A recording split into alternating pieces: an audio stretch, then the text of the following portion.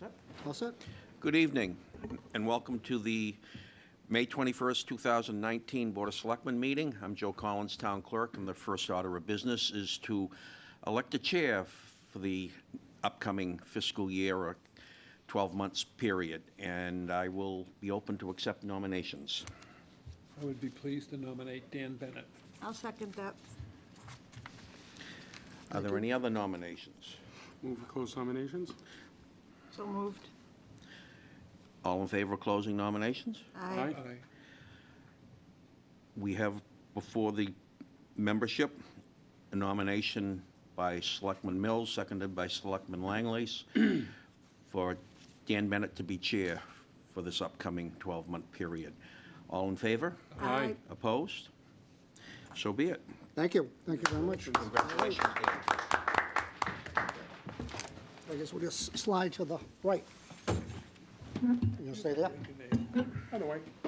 You break the name. No, I'll stay. This is good. This is good. Welcome to the outer reaches. I live. Thank you all, and Danvers, at this time, if we could stand and say the pledge, and I'll lead. Thank you.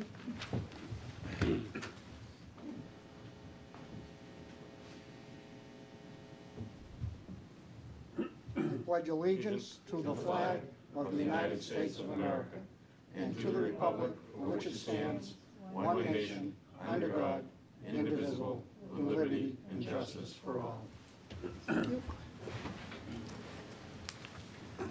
Can I have a motion on the minutes of May 9th? So moved. Second? Millsy did. Thank you. Any discussion? All in favor? Aye. Opposed? None? Thank you. At this time, we always start off with any new public business from anybody in the audience that's not on the agenda. Any new public business tonight? Thank you. Hearing none, we'll move right on. Mr. Chairman? Yes. If I might ask the board for indulgence for a moment? Yes.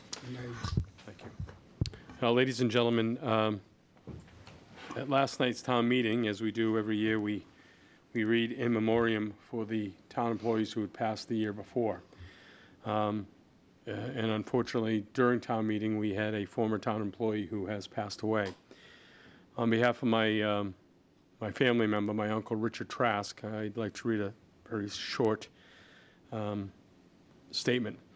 It is with a sad heart that we tell you that our beloved wife and mother, Ethel Bogosian Trask, died Monday night, May 20th, after being taken off life support following a profound bleed days after bypass heart surgery. She was surrounded by her family, including brother Greg Bogosian. A faith-filled servant, Ethel now rests in eternity. We thank you for all your prayers and concerns and ask that you give a prayer for her and her family. Love, Richard and Elizabeth Trask. Ethel was an employee of the archives at one point and a substitute teacher at the high school, at the school system. So on behalf of my family, we offer condolences to Richard Trask and his family on their loss. Sorry to bring it to the attention of the town, but as we know, this town is small and news will travel fast, and he gave me permission to read the statement this evening. So thank you very much. Thank you, Mr. Chairman. And our condolences to the family. Thank you. Thank you, Gardner.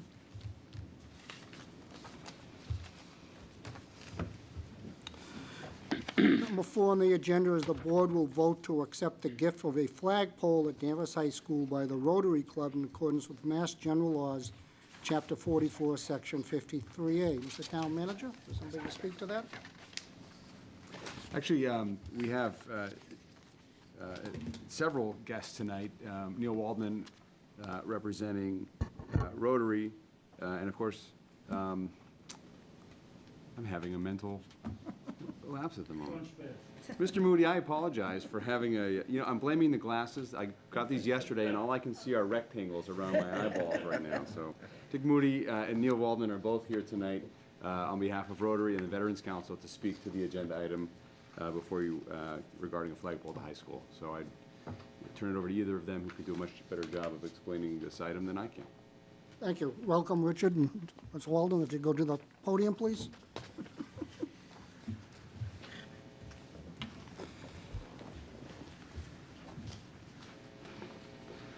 You may want to acknowledge your company that's with you tonight. Absolutely. First of all, thank you for the opportunity to say a few words tonight. And what we would like to do is, I have a representative from the Danvers Veteran Council. There is another veterans meeting in progress right now, and otherwise more people would have been here. But Rich Greenlaw is a veteran from the Korean conflict. He is passing out some paperwork that I had already presented to you. And we have Mark McDermott, who is a past president of the, past commander of the American Legion in town, and Roger Powers, who is a member of the Veterans Council. And let's see, is there anybody else here? I think that's it for tonight. Welcome, thank you. I'd like to start off by saying, I think it was last September, I took my young grandson to the Danvers High School Stadium to watch his brother play football. And we're talking Danvers youth football. And the opponent sat right next to me, and Danvers sat right, with me. And then the announcer from the announcer's box got up and told everybody to stand and pledge allegiance to the flag of our country. So we all stood up there, we put our hand over our heart, there was not a flag to be seen. So when we sat back down, my young grandson said, "Papa, where's the flag?" And I said, "I don't know, but I hope we can rectify the situation." Now, in all honesty, if you looked far to the left, in front of the school, the main doors of the high school, there is a flagpole, and during school times, the flag is flying. And when I checked into what other times is it up, they said during night football games and when the Danvers High varsity is playing. But I thought about that, and I said, well, with all the activity going on in town, with the youth lacrosse, the youth football, the youth soccer, the junior high baseball down behind it, that means there's no flag in play. So I started to look into it, and I gave you a piece of paper that basically summarizes what we did. We understand that the original stadium had a flag. I seem to remember it. But when it was taken down to make way for the construction of the new stadium, it was put someplace or destroyed. We don't know. No one can find any clues as to its whereabouts. And therefore, I think that's probably true because the funding for the new stadium didn't have any money available or appropriated for a flag. So evidently, there must have been a flagpole at some time, and it seemed to have disappeared. So I thought about that. Then I went around to the North Shore to all the different stadiums, from the Prep to Salem, Beverly, Peabody.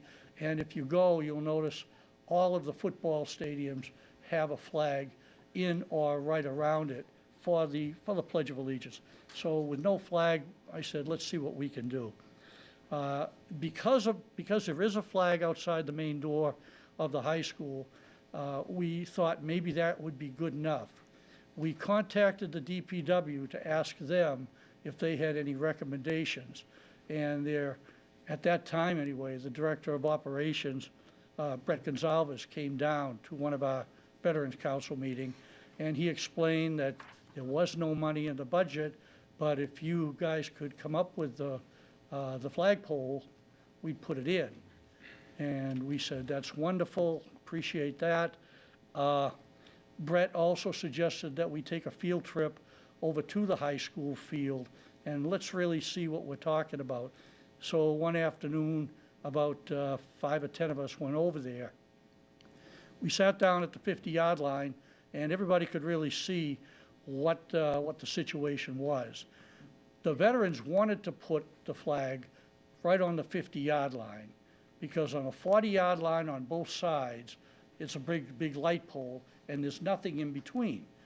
But Brett suggested that that's not a good alternative, because there's a lot of underground utility wires there, and also the field is slanted just slightly toward that area for runoff, and it could liable to be very, very soggy. So upon further talk, we decided around the scoreboard would probably be a good second place to put it. Everybody's looking toward the scoreboard to see how much we're winning by, and that would be a good place to put the flag. So everybody agreed to that. Brett thought it was a good idea. And then he said, let me do some pricing on what it would cost. I have a quote from, it's called the High Flying Flag Company. It was a single paper I gave you. This was given to us by DPW, saying, here's a company that we go through to order flags, and you can pick out the one that you think would most fit your needs. We all talked about it, and we liked the 35-foot commercial white fiberglass flagpole, the one that's asterisk, costs around $2,500, $2,450. And again, when I asked Brett, and I keep using him by his first name, but he's the one that I got to know pretty good on this, he said, you tell us when you've ordered it, and the DPW will install it, and we may be able to throw in a flag. So I said, that's wonderful. Everything was going very, very well. We went ahead and figured that's what we would do. I came down to the town hall, I talked to Kathy, and I said, I don't want to miss anybody, but who do I need to get approvals from? And she said, well, you're definitely going to need the school committee because it's at Danvers High School, and you'll probably need the Board of Selectmen. So we said, that's fine, that's what we'll do. I contacted the school committee. They put us on the menu, and we went a couple of weeks ago, and we got unanimous approval.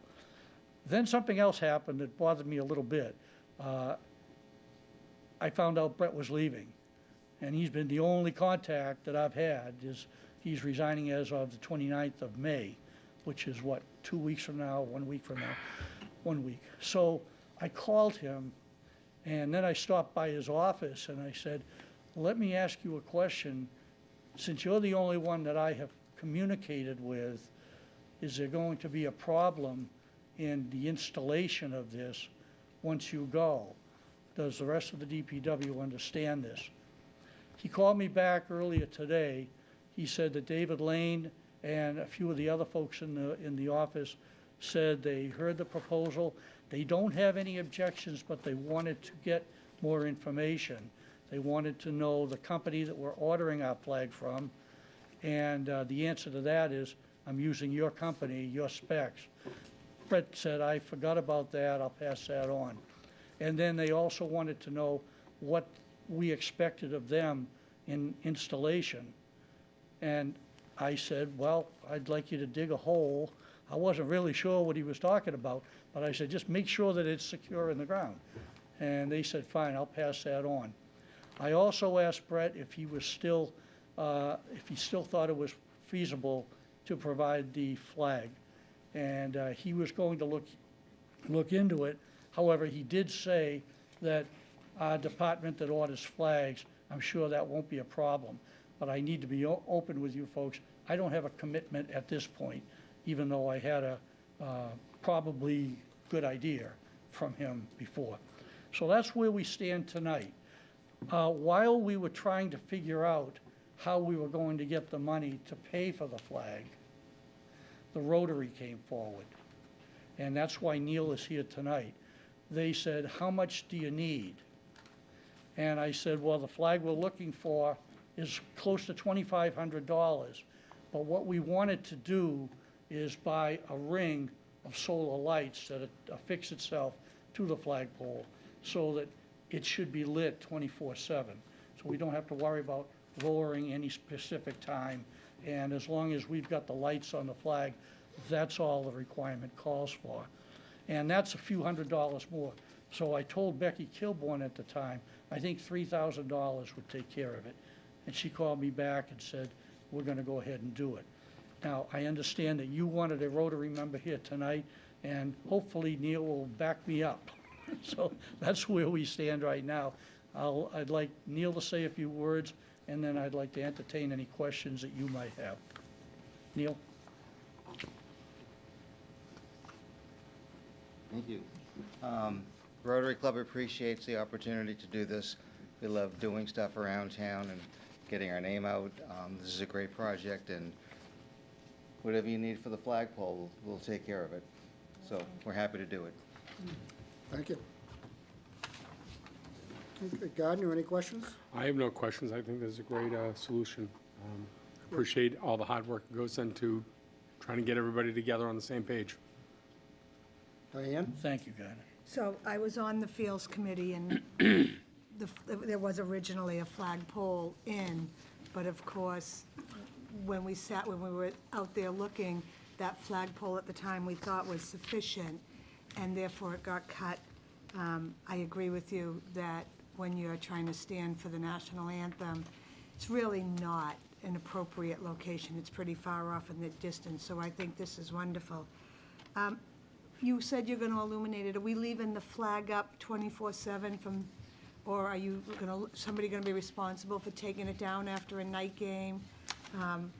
Is somebody going to be responsible for all the youth sports that go on there, putting it up and down? How is that going to be handled? No, that's a good question, Diane, but what our plan is that if the, according to the magazines, the solar lights that go on the flagpole absorb enough, they're bright enough so it can stay up there 24 hours a day. It is our intention to keep it up there all the time, so you can see it when you're driving down the street, which if you look at the third picture, you'll notice all the way from the corner of Burley and Cabot. You could see the scoreboard right through the trees, and you'd be able to see the flag at that point. The only time that we would consider taking it down is if we had some inclement weather that was really bad, a hurricane coming in, things like that. I brought this up to Brett, and he said the DPW would take steps to take it down, but I don't have a commitment there. That's the only question I would have. Just so you know, back in the day, the youth sports always raised and lowered the flag, as you know, through Little League and that. So don't hesitate to ask them. They usually have a kid do it, you know, a couple of kids are picked from a team or something. So I'm glad that you're going to do it during youth sports, because I think it's really important that they do become part of the raising and lowering of a flag. I think it's great that you're adding this to my neighborhood. I think it's going to be beautiful, and I just don't know how, I'm really bad at heights and stuff, so how tall about, or how much further over the scoreboard would that go? Do you know how tall the scoreboard is? Yes, that was another good question, because somebody asked that the last time. We don't have an exact figure, but we think the scoreboard is approximately 20 feet high at the very top. So another 15 feet above that, the flagpole would extend. So I think that it will look good. It'll be far enough up. They do have another 5-foot pole, the 40-footer. I don't think we need the 40-footer, though, No, I think 15 feet over the scoreboard would be beautiful. right? Great. And as you know, when the varsity teams do the national anthem, all of the other sports teams, the JV that are there, stop what they're doing.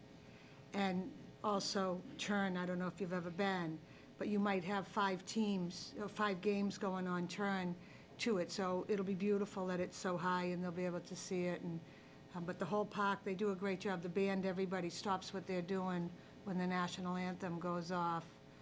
So thank you for doing this. I think it'll look good, especially for the baseball field that's beyond the football field. Yeah. Because they don't get to see much.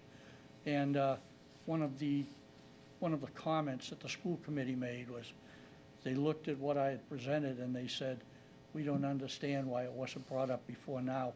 But, you know, we probably just didn't think about it. But if you go out there during a Saturday game or a Sunday game, there's no flag at all.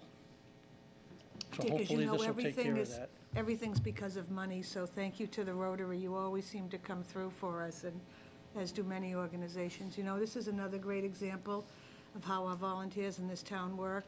It's working with the town. Don't run to the town and ask them to pay for everything. It's you do some, they do some, and that's how things get done in this town. It's the best way to ask for something, so kudos to you.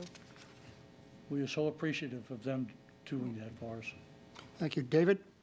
Thank you, Dan. I'm glad you're finally here, Dick, because I spend every morning with Mark McDermott down at the Y Pool, and I've been hearing about the flagpole coming for about 2 months now, every day. So I'm glad you're here. Yes, Mark, of course I'll vote for your flagpole. And as far as the, you've done a beautiful job of organizing this. The Rotary, Walter Opolsky was my dentist for 50 years, and Walter was very active in Rotary and was very active in the effort to put the band pavilion down on the library lawn. And I heard about it when it was not being properly maintained. Now, Walter is not in town anymore, but I think of him all the time. And I've asked the town manager to make sure that we repair the beautiful pavilion, which is getting to be a little bit shabby. So That's music to my ears. you have a right to expect that, and I'll continue to push for that. And thank you for that, and thank you for your support of the poll. Thank you. And thank you, Rotary, for stepping up, and thank you, Dick, for recognizing the problem. Sometimes we just ignore things that doesn't make sense, but you found out, you did some work. Thank you very much for that effort. What's the will of the board? Mr. Chairman, I move we accept the gift of a flagpole at Danvers High School by the Rotary Club in accordance with MGL Chapter 44, Section 53A, with appropriate letters of thanks. Is there a second? Second? Will that include the town paying to install it? Second. Any discussion? All in favor? Aye. Aye. Opposed? None? Thank you. Thank you for coming. Appreciate it. Thank you very much. Mr. Chairman, could we suspend the next agenda item? The applicant is not here yet. Okay, No problem. no? We'll go to number 6.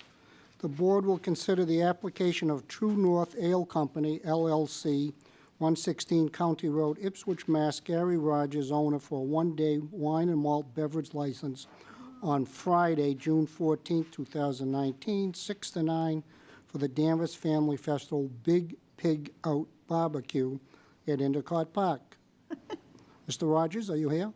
Yes, ma'am. Would you please go to the podium? Tell us what it is you want to do. Thank you. Yes, I'm Gary Rogers, as mentioned, the owner of True North Ales with my son, Jake. The Danvers Family Festival folks approached us and asked if we would participate in the barbecue on the 14th.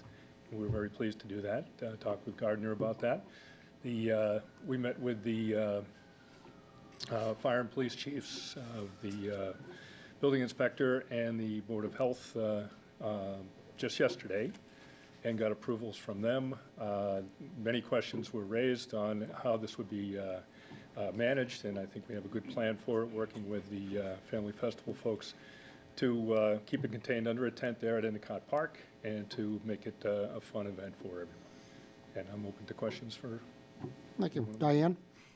Were you a runner in Danvers? No, I'm a Beverly boy. Oh, sorry. Were you a really good runner in Beverly? I The name is so I ran away familiar. from a lot of things. I was a lacrosse player. In fact, I have lacrosse practice tonight. Oh, good luck. I have no questions. I think this is great. Endicott Park is beautiful, and things like this are just exactly what it's for, so. A pig roast is kind of funky. Thank you. David? No questions. Thank you for your participation. Thank you. Gardner? I have no questions, and just for clarity, I'll recuse myself from the vote. Okay, and I already bought my tickets. Look forward to seeing you there. Thank you. What's the will of the board? I move that we accept the application as presented. Second. Any discussion? Hearing none, all in favor? Aye. Aye, opposed, none, thank you. Thank One you. recusal. Thank you for helping. Thank you. One abstention. Yep. Will you make practice? Good. Thank you. You could run there. The board is in receipt of an application from Danvers Historical Society, Laura Seeley, event manager, for a one-day wine and malt license on Monday, June 24th, 2019, 5 to 8, Glen Magna Farms, for the annual History Harmony Hot Dogs Picnic. Rain date Monday, July 1. Laura? Welcome. evening. So we filled out our application again this year. We're excited for another fun evening. on the veranda with decades of rock, lots of root beer, ice cream. We had the police department, fire department, Board of Health, building inspector all sign off on our application, and we're looking for your blessing. Very good. David, any questions? No, thank you. All right, Diane? No, but I just realized I always pronounce your name wrong. I call you Silly. I Silly. don't know why. Oh, Silly's right? Yep. Oh, all right. I thought you said something. Everyone's afraid to pronounce it. the way I do. I like the name Silly. So do I. Okay, I'm all set, thank you. Gardner? No, I'm going to recuse myself from this one as well. Okay. You better hope that the two of us down here like you, but What's the will of the board? I move that we accept the application as presented. Second. Any discussion? Hearing none, all in favor? Aye. Aye, 3, abstention 1. Thank you. Thanks for All right, calling, Laura. Thank you. See you all there. Thank you, Laura. The board is in receipt of an application from the Essex North Shore Agricultural and Technical School, Bonnie Carr, Director of Workforce Development, for 4 one-day wine and malt licenses in 2019 for the following events: May 30th, 5 to 7, North Shore Chamber of Commerce; October 19th, 6 to 10, Harvest Gala; October 12th, 5:30 to 7, Alumni Homecoming; and November 7th, 6 to 8, Community Enrichment Holiday Tasting. Bonnie Carr, are you here? Thank you. Please go to the microphone and tell us a little bit about what these 4 events are about. Well, thank you very much for having me in tonight. This is something new for Essex North Shore Agricultural and Technical School. We partner with a lot of outside organizations, and we're trying to expand our partnerships. So one of the things that we are having this month is a multi-chamber event through the Chamber of Commerce. So the Chamber of Commerce, as you know, is made up of many different chambers, the North Shore Chamber, Cape Ann Chamber, Beverly Chamber, and many more chambers within our district. One of the events that these chambers like to have at night is an after-hours mixing. It's a great networking opportunity for the chamber members, and we partner with them in many different arenas for co-op jobs for our students, also to help us with projects that we have on the campus. And for this particular event, there are 150 people from the different chambers that are going to be attending. And these networking events at night usually do have a beer and wine option, so we would like to be able to offer that to the chamber. One of the other reasons that we really would like to have the chamber in is because it is such a large part of the business community. We're going to be having some major fundraising campaigns, beginning with one for a historical restoration project of a Larkin cottage that is on our property on the South Campus. So if you drive down 62 and you look at Essex Tech, you can kind of see the new building, but across the street is historic Smith Hall and some beautiful parts of the agricultural school. There's a cottage on that property called the Larkin Cottage that back in the days was used as a homemaking school, and it has just been a historic building on the property. Our hope for that cottage is to turn it into a historical museum through a renovation project for the agricultural community, and in addition have it be a function hall for the community, for use in the community, whether it's a lecture hall, whether it's an exhibit hall, exhibits for our own students, exhibits that other organizations can come in and present at, art organizations and what have you. So there will be some fundraising events that we're going to be hosting with the hope of raising a lot of money for that cottage restoration project. One of the grants that we got in application and in anticipation of this project was a grant through the Commonwealth Corporation that will have all of our students at Essex Tech throughout all of our construction cluster trades do the work on the cottage in collaboration with an outside architectural firm that specializes in sustainability. So it will be an incredible project for our students to kind of lay their mark on this project on the campus. The South Campus is definitely in need of some areas of repair. So the Larkin Cottage is a great start. We've already presented this fundraising opportunity to the agricultural community through a legislative breakfast that they had up at the Topsfield Fairgrounds. And we're also going in different areas through Buy a Brick, where you can buy a brick for $100, and have your name put on it, have a name of a loved one put on it. And then our masonry students will do all of the work in and around the patios and the walkways for that cottage. So, you know, the main purpose of these events are really right now to start to be able to have fundraising events for fundraising for this Larkin Cottage restoration. So beginning with the Chamber of Commerce, which is this month, we're hoping that that might be a possibility. And then in the fall, we are planning on having a gala on the South Campus under a tent that would kind of have the business community come in. Anybody can attend it. It will be selling tickets, silent auctions, maybe some historical pieces, and also pieces of interest that may have been made by our students, like Adirondack chairs, beautiful galvanized metal clocks from our advanced manufacturing students, and things that really are of interest to the community. So I did meet with all of the people that needed to sign off on this application, including the state business and the state building inspector, because we do cover so many municipalities. It would be beyond the town building inspector, because I had met with him and he suggested we make with the state building inspector. So the only stipulation that the fire chief said was if we do have any event that is under a tent, they need to come in and inspect it once it's up, to just make sure if there's any heaters or anything that it's safe. So we're very excited about having Essex Tech partner and continue to partner with the community, and hopefully restore some of the buildings that, historic buildings that have been on the campus for a while. So if I may, I'm a former trustee at Essex Agricultural Technical High School, as well as my companion at the other end was on the board at one point in time too.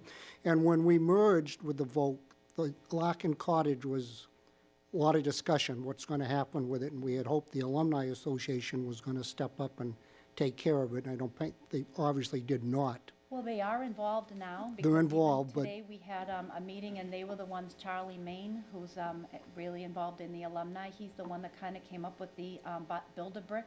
But there Oh, are many good. different avenues of funding, so we're just trying to explore as many as we can. Right, I That don't is think a it was beautiful within their building. scope to handle the whole project by themselves, Yeah. so it's good to see that you're partnering with them. Would like to maintain, in the meeting today, it did come out, and we all agreed that we definitely want to maintain the historic and cottage feel of that building that's on campus right now, and expand maybe some pretty porches around it for events. Our masonry teachers also suggested an indoor and outdoor fireplace be put in, and then the expansion of, like I said, almost like a Lyceum-style hall that could accommodate to up to about 150 seated. But it could be used for the community for different exhibits too, different functions for like for example, or anybody's National Honor Society event. I mean, we do a lot of those in cafeteria, so it'd be nice if it had a nice hall for the students to come in and celebrate with their families. And So I'm trying to search my memory. The Larkin Cottage is named for, the Larkin Cottage is named for a woman named Catherine Larkin. She was a student there as when it was a homemaking school, and it wasn't just a homemaking school for homemakers, it was more of how to run a household. And then Catherine Larkin became a nurse. She went into the military, and on her second round in the military, unfortunately, she was killed in battle. So in the following years after her death, the community came and they dedicated the cottage to her. So we have a great picture of her that we've been bringing around to some of the different fundraising events that will also be hung in the cottage. great, very good, thank you. Thank you. Anything else you want to add? No, just happy to be here and hoping that the community will continue to come in as more and more of the times that we're reaching out to different members of the community and all of our community and different organizations. It's been a really exciting time. For the students, and a lot of the students here are partnering with the town of Danvers. I'd like to mention through our co-op program, they're working with your inspectors, and we also are going to be partnering with Danvers High on the innovation grant that they got to help them in any way that they might need with biotech and advanced manufacturing. Thank you, very good. I'm going to pass it to the board for questions, Gardner. Thank you very much. I was going to ask who the caterer is, but I'm presuming the school is going to cater themselves, but who's going to be responsible for the liquor service, and are they tip certified? Yes, they are. So we are partnering with North Shore bartenders. Would like to keep it a North Shore organization. So North Shore bartenders, they're in there. The packet is in there. They have $1 million liquor liability insurance policy, which was also part of this application. All of their pourers are tip certified, and they do a lot of work within the agricultural community up at the Topsfield Fair. And when we presented to the school committee, they came highly, in high esteem from the school committee members who are from the agricultural community. So I just think it will be, a very well thought out, carefully planned event using the talents of our culinary team and the culinary students to prepare the food and then have it at the different events. That's fine. Thank you. That's the only question I have, Mr. Chairman. David? Thank you, Dan. Just a couple comments, Bonnie. Thank you for being here. I think I was the chairman of the board 35 years ago, and so the school will always be the Aggie to me. Yes. You know what I mean? I do. And I visit the campus often, and I'm really, really proud of the place. I think you do a wonderful job. It's And beautiful. all of these things sound so healthy, and typical of what I'm feeling about the school now. Thank you for coming tonight. Thank you very much. Diane? Yeah, so is the intent of all the fundraising monies to be used for strictly the buildings there? For now it is. I mean, the Larkin Cottage, we had to put 4 on here because I feel like October is going to be busy and I'd just be coming back every time. So I checked with Town Hall and they said that I could put 4 on here. The school committee said anything prior moving forward just needs a notification to them. There are opportunities for other things on the campus. That South Campus has some buildings that are frankly, they have been looked at and they are not in good shape. They're really not usable, and we do have space over there. So over time, there could be campaigns for other areas as well. But this is really kind of the pilot of what will it be like to have a campaign that we write grant money for, that we do fundraising for, and that we kind of come together as a community to make it happen for the students and for the whole community overall. So as one of the towns that pay money to send students there, it would be my hope, it's not a condition, that any fundraising you do that we're permanent would be used for the buildings, and exactly what you're doing, I think, is wonderful, because it only helps us. So I would hope that you would recognize that this certainly helps however many towns, I always forget how many towns go there, so I appreciate that. I think the experience of these kids learning the historical rules and regulations is amazing. I cannot keep track of what goes on here in Danvers, and it's quite a learning experience for anybody that's going to move on architecturally or in any profession that has to do with dealing with the historic building. So I think that's a great lesson. But the Larkin House, I'm sorry I was laughing up here. My mother and aunt took what we call How to Be a Good Wife class there, which was learning how to fold things right, taking care of your man type thing. And they tell me about it all the time, and I just don't fit in. Yeah. But they have tried for 50, 60 years now to get me to be a good woman.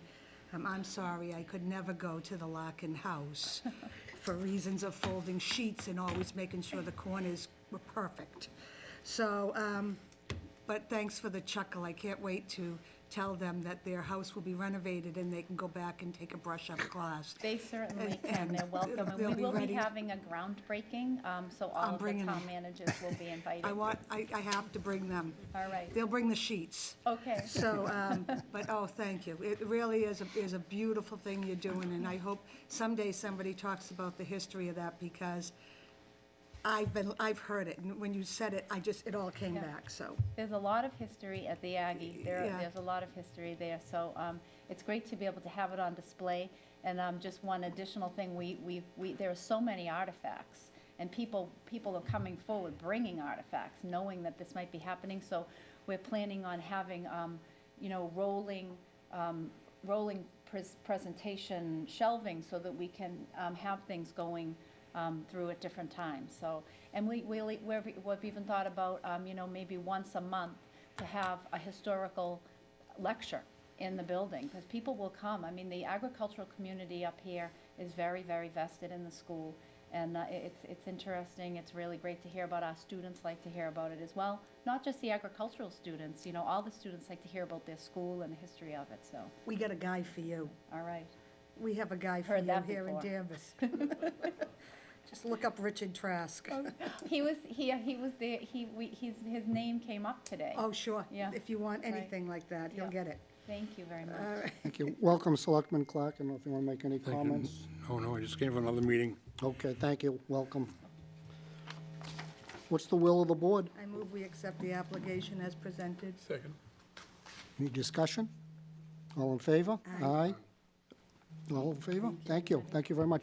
And I did want to make note, we do have a copy from the school committee with their acknowledgement of what you're doing and the letter, yes, thank you. Oh, my first public hearing. Number 9, a public hearing will be held in accordance with Section 2 of the Rules and Orders governing private livery service within the town of Danvers on the application of George Lovett, DBA GFL Transportation LLC, George Lovett, owner 26 Chase Street, Danvers, to license up to one 12-passenger vehicle not to exceed 13,000 pounds to travel on all streets in the town of Danvers to provide transportation on a reservation basis only. Is somebody here to speak to that? Thank you. Please go to the podium. Good evening, how are you? Hello, sir. Yep. Just introduce yourself. Yeah, my name is George Lovett. I'm a resident on Chase Street. I've been a resident for 28 years and just recently started a livery business, a more, you know, of an alternative to the Uber and Lyft, but a more professional, high-end, you know, vehicle that you'd get a ride to the airport in. And right now, been starting it over the last month or so, and I have a lot of, you know, private clients that I'll bring into the airport, but in order to pick up at the airport and to do it right and, you know, return people from the airport, I need to get the livery plate and commercial insurance at the higher levels, which is basically the right way to do it, the $1 million policy. So basically, I've got a Chevy Suburban that's in my driveway that I'll be switching over to commercial plates. It'll be limited to that one vehicle only, and it'll be operated just in and out of my house. So that's why I'm here, to see if I can get your approval on that. All right, then everything's in order according to the town clerk. Mr. Chairman, everything is in order. Thank you. Start off questions. Bill? I have no questions. All right, Gardner? I don't have any questions either. David? No questions, thank you. Diane? So a Chevy Suburban holds 12 people? No, I think that was the limited Okay. level of Up width, to one. up to that. Yep. Yeah, so And I the think, 13, you don't weigh people as they go in, right? I The have vehicle not is yet, but 13,000 I've pounds. had Because I'm not using the situations service where if I have to I go may through want all to, of but that. no, I don't. Sorry. All right. Good luck. All right, thank you. This is a public hearing. Anybody in the public with a question, please go to the podium.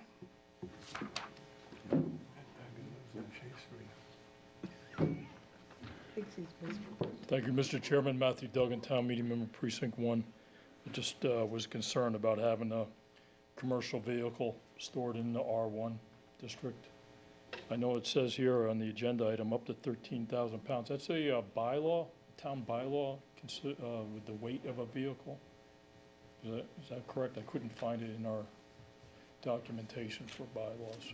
And I don't know offhand, Matt, but there is a limit on So the the weight. Suburban, yeah, that would be much less than 13,000. Right. That's quite a- And I think quite a lot. commercial vehicles have, sticks in my mind, 12,000 pounds. But I remember at a town meeting a few years ago, we kind of bumped that up a little bit, I think because of Hummers or whatever.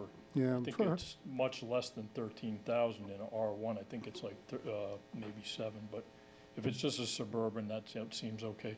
I had a But perhaps we question. can ask the clerk if he has anything to shed.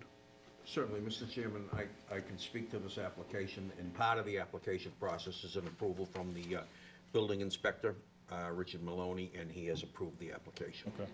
Now, the vehicle, it sounds like it's a private vehicle today. Will it have like advertising on it, or will it look like sort of like a, you know, like an airport limo that you see that has advertising on the sides? Matt, could direct the questions to the chair, please. No, and Matt too. So the question is, will you have advertising on it? No whatsoever. Thank you, Okay, that's all I have. Thank you, Mr. Chairman. thank you. I think maybe what Matt's thinking back on is when we did the office in the home, we put a limit of how many commercial vehicles could be in a driveway, and I believe that was 2, if I'm not mistaken, or 1, it might have been 1, but that came with working from the home. But the building inspectors approved Right, this, or right, whatever. So, yeah, but I just was trying to think of what he was thinking of what we Right. were doing earlier. Thank you. Any other questions from the public? Make a motion to close the public hearing. Second, All in favor? Aye. Aye, opposed, is there, what's the will of the board? I move that we accept the application as presented. Second. Any discussion? All in favor? Aye, opposed, none, thank you.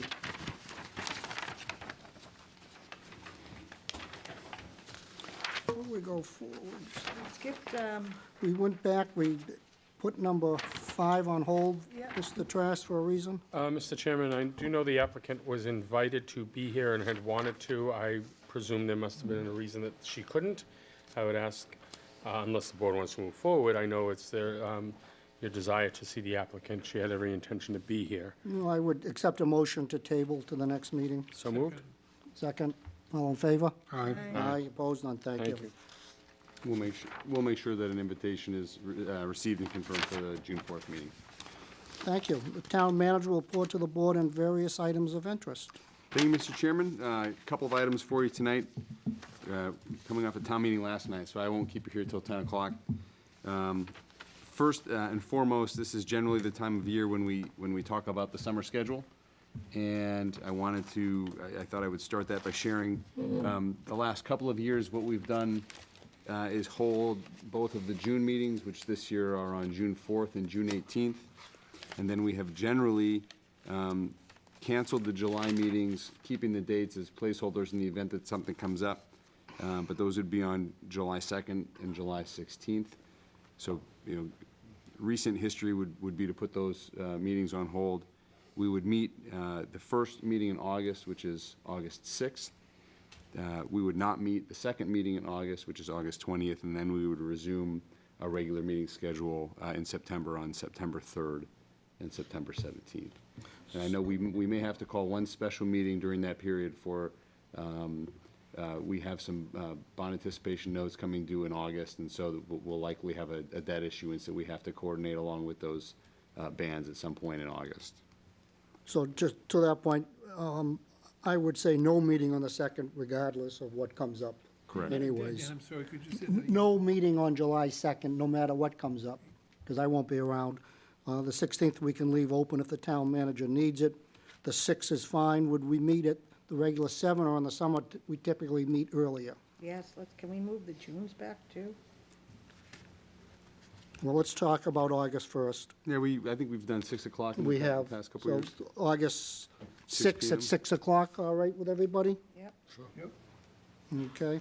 Now, we have a request from Diane on the June meeting start times.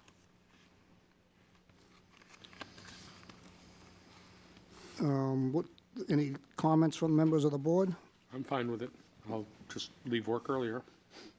What time do you want to start? Hey, Dan, We talking 6 o'clock? fine with Yes. me. Any objections? I'm trying to get both of them, but he's doing one at a time. Well, let me just look at my calendar, I can Diane. do the 4th, I can't do the 18th and 6th. So we will need to do on, the second meeting in June is generally when David DeLuca joins us to do the litigation update for the board in executive session So it'll be early anyways. on the 18th. So rather than a regular meeting starting at 6, or if Bill has a conflict, maybe 6:30, we would probably start the executive session early that night. Executive session. Executive section at June's 6:30. 18th meeting. on the 18th. 6:30. And on the for 4th? executive Session with David DeLuca. Do we want to meet at 6 on the 4th, Of what? June? Yes. Let me check with Bill and Gardner. I'm fine. I'm okay in that one. Okay, so we'll meet at 6 o'clock on the 4th of June. And on the 18th would be 6:30 for executive session. And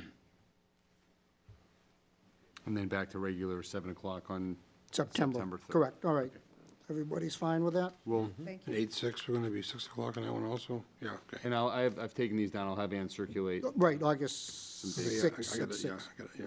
Okay, great, thank you. Excellent. All right, Mr. Town Manager? Up next, you received a memorandum in your packets on Friday from Chief Assessor and Procurement Officer Steve Poulos, summarizing the outcome of an RFP that we did earlier this year for our ambulance service.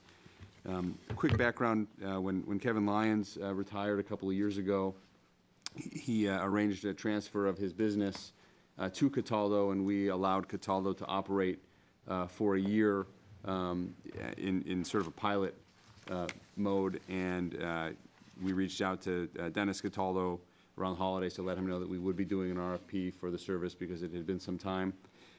So we had 3 responses to that RFP: Cataldo, Action Ambulance, and Beauport Ambulance, which is a smaller North Shore shop. And the panel, which consisted of Rodney Conley, our finance director, Steve Poulos, our procurement officer, and Chief Bob Pyburn from the fire department, interviewed Cataldo and Action. And this memorandum summarizes those interviews and their recommendation that we extend a contract with Cataldo. Cataldo has done a good job for us and really stood out through the process as being the best option for the town moving forward. So I'm pleased to report that. We had hoped that Cataldo would submit a bid. They understood the need to do our diligence and make sure that we had the right provider. So I'd be happy to try to answer any questions you may have. And if I don't have those answers, I can certainly circle back with the panel to bring it back to the board. What's the other name they're under? Atlantic and Cataldo are the same company. Atlantic. I believe they're using different branding in different parts of the state. So I see all the ones in Danvers now is Atlantic. Yep. Mr. Chairman, Yes. may I ask a question? So we had, the prior contract had no cost to the town. It was just this contract, they would get the call. Is that going to continue, or are we now going to have to go back to paying as we did many No, moons the, ago? in communities like Danvers where you have a high insured population, high percentage insured, and frankly, in most of the Commonwealth, everybody's insured, but also a density, it's become the standard practice that there are no cost contracts. So it's few and far between now where the municipalities are paying for those services. So all 3 of the respondents said that they would be providing the service at no cost to the municipality. And in fact, several of them, and particularly Cataldo, has expressed, a great willingness to provide community benefits to the town in the sense that they'll be where we ask them to be. They're replacing some of our AED equipment for us. They've offered to do some training for our staff in public safety and elsewhere that would otherwise cost the town to go out and pursue. So they're very, they're very accommodating. No, I was surprised in that letter to see that paramedics are difficult to find now, that is not a sought-after career. They're not getting paid enough. Yeah, well, and many fire departments have it as a prerequisite. We do not, but. We're 100% EMT, and we have a couple of paramedics on Right. the department. Yeah, I was just, thank you. At the last meeting, Selectman Langley asked about the 25-mile-an-hour zone that was adopted last year, and I circled back with the chief. He took a look at data, and at this point does not have any recommendations for additional areas in town for the signage. But that's something, if there are areas that the board is concerned about or interested in, we can zoom in on some of those. But at this point, based on experience in traffic data over the past year, he doesn't have any additional recommendations right now. My question wasn't to reduce areas to 25. My thing was, in areas where we have high complaint of people speeding, those signs that I saw in North Carolina would be. So there were a couple of questions. One was about the radar signs. We do have 2 of the signs, the ones that are affixed to the pole and powered by solar. Right. The other question was that when the 25-mile-an-hour was adopted in the Back Bay, Yeah. the chief had indicated that he would come back to the board if there was a need for additional areas, and at this point, a year later, he hasn't seen any. So those were the two traffic items from the last meeting I want to report back on. So the devices that you described, again, we do have 2, and they're not, they're not terribly expensive, so I think if that's something we certainly can look at, Yeah. you know, introducing more I mean, of. North Street, we get continuous calls on With speed that any- North Street, you know, happens to be when anything like that, you know, anything near a school. Speaking of schools, and we mentioned this last night, we do have bids in hand for both of the projects that were discussed at town meeting last night, Highland School roof and the Canal Street property. So I had mentioned in response to a question last night, we opened bids last week for the Highlands roof, and it appears that the responsive bidder will be doing the project, including soft costs, for roughly $2.9 million. So we're about $300,000 below what was anticipated. And those savings, of course, will be shared between the town and the state because the reimbursement rate's roughly 50% on the project. So that's good news that the project came in on budget. And then Canal Street, town meeting had approved an additional $475,000 for the project, and it looks at this point as if 350 of that will be required, 90,000 of which is contingency. So it looks like there will be a turn back on that supplemental appropriation as well. So those bids had been timed such that we would have the numbers going into the town meeting, so they wouldn't be left to chance after town meeting. And Dick Moody did steal some of my thunder on my last update tonight, which is that our Director of Operations and Public Works, Brett Gonsalves, has accepted a job offer. He will be the next Public Works Director in Stoneham. So it's a good opportunity for him, loss for us. And David Lane will have a busy summer. But we'll get moving quickly to get that position filled. So that's all that I have tonight. Thank you. Everybody all set? I have a motion on the consent calendar. So moved. Second? Second, All in favor? Aye. Opposed? None. Thank you. Correspondence, Selectmen, new business previous. I'll start with David. Thank you, Dan. I think that other people may have everyone received a comment from a neighbor about the trash pickup early at McKinnon's. Did everybody receive that? No. No, Oh. Well, It then was, why did- it was shared with Captain Phil Tanzi, and it's being I'm addressed. sorry, Steve. I believe you're referring to an email that was directed to Captain Phil Tanzi in the police department. Yes. It's being addressed. Okay. Yep. And other comments, on Thursday, May 30th, which is a week from, is it a week from tonight? Yeah. The annual raising of the rainbow flag will take place in front of the town hall Thursday night at 6:30, is what we have for the last 5 years done in commemoration of Gay Pride Week, which is June. And also, I'd like to take this time to just acknowledge Susan Madison will be retiring shortly. And Susan has been the liaison to what was originally the Diversity Committee, which is now our Inclusion and Human Rights Committee. And I've always accused her of practicing psychiatry with no medical malpractice insurance because she manages several citizen boards, and we are a piece of work. And she's done a great job of doing that, and I know that the Diversity Committee the Inclusion Committee is already panicking as to who will be our new staff liaison, but I say farewell and job beautifully done by Susan, especially from the Inclusion Committee where I've been the contact with the board. Thank you. Thank you. Diane? my comments are about our town meeting last night. Very happy. Gardner, you did a fantastic job. Thank you. Nice job. Steve, you and your staff were very well prepared. Little sad that people wait till town meeting to bring up items that might have been a good idea. We have our meetings here as selectmen on the first introduction. We have FinCom, where it's also brought out. I have to put my personal phone number and my email address on the front of the website for the town of Danvers. I don't mind emails. I've never said bad things to a phone call. I follow up on those things.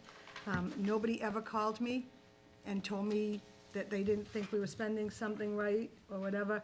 But as soon as they get in front of a camera, and they have the newspapers there, they'll say anything. because they know that they don't have to do a whole lot of work. So although I believe in the open meeting, I personally am not that smart on my feet, and I need time to research and look into things and make a good decision.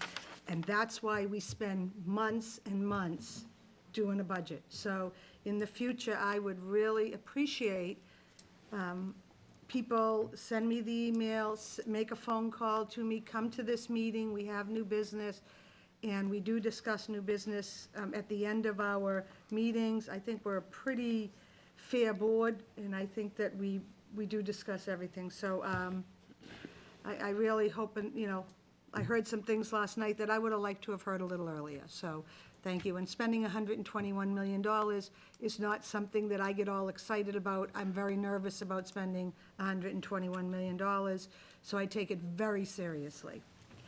Gardner, you've done a great job this year. Thank you for allowing me to be vocal whenever I wanted, for putting up with me. But I think this board is an amazing board, and I think you did a really good job. And last night, your explanation, I was quite impressed with you, of unassigned and assigned funding was quite well done.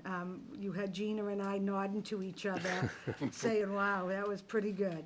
So thank you. I think that one of the things, again, to remind people of is in the original budget book is a fantastic definition package of what every fund is and what it does.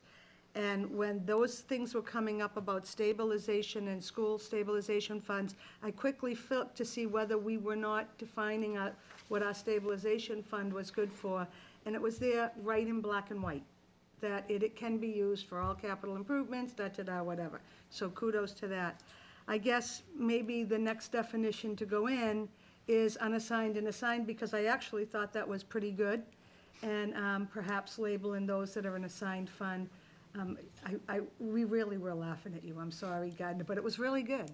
And it was spot on. So kudos to you on that. And again, I put my personal cell phone and my personal email address on the front page, and so far no one's sworn at me or anything, but I have accepted every call and every email, and the town manager will tell you he is my direct person that I go to every time to make sure people are responded to in a timely fashion. So in the future, please utilize those things. We're all on the front page. Thank you. Thank you, Diane. Bill? I got a couple of observations I'd like to make. One is the town meeting. I thought it went very smoothly. I've gone to as many as anyone has in recent years. I was quite interested that the people exercised their right to speak and such and said they were going to oppose things. I was amazed at how many items passed by unanimous voice vote, and I'm surprised that the moderator didn't delineate that as a unique vote, because probably half of what we voted went by without any opposition whatsoever. And secondly and finally, I want to reiterate a point that David made about Sue Fletcher. She used to be Madison when she was in New Hampshire, in Topsfield. She's, Did I say Madison? yeah, She yeah, retired it only already. means that you and I have known her a long time. I was just, Yeah. Excuse me, Susan. I just had the pleasure of being at a Historic District Commission meeting that she was the liaison for. And she's given this town a lot of items, a lot of her love, a lot of her effort for a long time, and I really appreciate that. She's a wealth of information and a storehouse that we're going to be missing in this town in the coming future. She and Rick Rogers were kind of unique in that respect, that they had a lot of institutional history. So Sue, I hope you enjoy your retirement and get to Sweden fairly soon. Other than that, I'm very proud of the town meeting last night. Gardner, good job. It is, Dave DeLuca said he was almost like unemployed last night when he came in. That was good. So I'm very pleased. And again, I think it's a reflection of how well our town is run. I had a long talk with Ethan Foreman afterwards. He's come from the town meetings in Swampscott and Marblehead, which have been a lot different than ours has been. And we're very fortunate that our town runs as smoothly as it does. And I think a lot of it's a testament to the town manager we hired a few years ago, who did a lot of preparation work. We spent a lot of Saturdays here all day long, stuff that was never done before, but I think it works out at town meeting, and the benefits are paid for. and most people's questions are answered, and I appreciate that. Thank you very much. Thank you. Gardner? Thank you. I want to thank everybody for the kind words about town meeting. As all of us who have been chairman and represented the town, the selectmen at the town meeting know, it's a fine balance about how much you speak and how much you don't. Sometimes people are critical when you refer to the town manager too much. Sometimes are critical when you get up yourself too much. I was well prepared by the town manager on a couple of specific items. Others I deferred because there's actual nuance or future planning that the town management and the town administration has details on that are better served by the professionals. The five of us are citizen volunteers, work hard to represent you and do our homework, but often there's in-flight information, or in the case of the unassigned assigned balance discussion, those are very specific accounting terms with specific delineation on what can be done and what cannot be done. And despite the assertion that all money is green, there are accounting principles that we have to follow under GASB and other accounting principles. Knowing I agree with Diane that if there were questions that were posed earlier, we could certainly have helped various people understand the unintended consequences of what sounds like a good idea, and the fact that it actually could be harmful in other places. We hold an all-day meeting, and it's a public meeting, and as Diane said, we put out the budget on the website. We welcome questions. We'll carry questions forward on behalf of the citizens. FinCom is another opportunity, and to kind of throw out new ideas at town meeting is a difficult task without having the opportunity to work with the town administration to understand the consequence of what you're actually asking for. So continue to encourage people to contact us and to try to get your questions out early so that we can answer them appropriately, and you can carry it so you can make a fully informed decision. On another note, as most of you, or actually 13,580 of you, should have received your Family Festival booklet in the mail. We no longer call it's a program book. It's not an ad book anymore. We do highlight some of our corporate sponsors, but we don't go out and solicit ads to fill the book. Remind you that Family Festival starts on the 14th. Will end on July 4th with the reading of the Declaration of Independence and the two horrible parades. And it's fun-filled events all the way through. A couple of the items require tickets, and they are for sale on the Family Festival website, familyfestival.com. We have a Facebook presence. We also have a town hotline. We publish in the event that people need to know if there's a rain date or something that evening that we have to postpone or move because of inclement weather. Knock on wood, we hope we don't have any, but it has happened.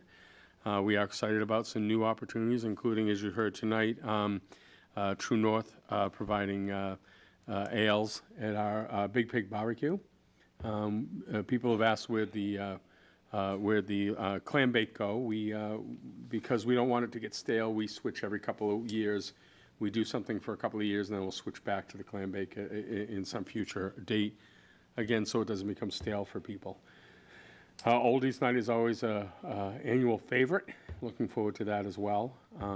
Danvers Family Festival itself runs 7 of the events and then embraces other civic and social groups to highlight their and advertise their events under the 2.5-week period under our program book. So we hope everybody comes and enjoys all the fine events. And finally, I did open earlier with a statement by Richard Trask, and again, I want to acknowledge and thank him for his hard service to the town, and especially Ethel's service to the town in the past, and offer condolences on her passing. Thank you. Thank you. And Gardner, thank you for your leadership last year. Appreciate it, and handling the town meeting. So Danvers has a plastic bag ban in effect on June 1st. And this is only the first step in solving the plastic problem we have in this world. I'll just read something out of the newspaper from Earth Day. Soda bottles, sandwich bags, straws, they fill the world's pantries, oceans, and landfills. And unlike organic materials, they don't decompose. There are more than 6.3 billion tons of plastic waste out there, endangering wildlife, waterways, and our own health. And no, recycling is not the only solution. Just 14% of plastic is collected for reuse. It's no wonder the environmental experts say kicking our single-use plastic habit is an ideal first step towards saving the planet. And besides plastic bags, the number 4 offender is the single-use plastic bottles. And I've given up on single-use plastic bottles. And as leaders in our community, I hope that you'll consider doing the same. And over the next few weeks, I'll give some ideas that I have to the town manager, see what makes sense for the community to move forwards on, if that's okay with the board. Absolutely. Thank We you. have some high-quality Public Works water cups, and we'll start bringing those out at the meetings. Thank you. Sell a Thank little you. more water See, to we're- the we're- Danvers Water We're putting Company. one foot in front of the other.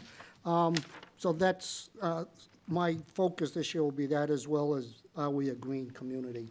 And Steve, you owe me some answers there as well. Monday, May 27th, Memorial Day.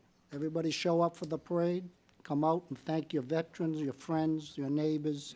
Thank you for staying with us tonight, gentlemen. I appreciate it. We always close the meeting telling everybody to thank the veterans that have served and the ones that are currently serving. And thank you for your service to our community and our country. And with that, could I have a motion to adjourn? Is that 9 AM or 9:30? I always forget. 9 AM, I think. 9 9 a.m. AM. We'll get us a brochure from Veterans Leader shortly, probably tomorrow. Motion to adjourn? So moved. Second? Second? All in favor? Aye. Good night, Danvers.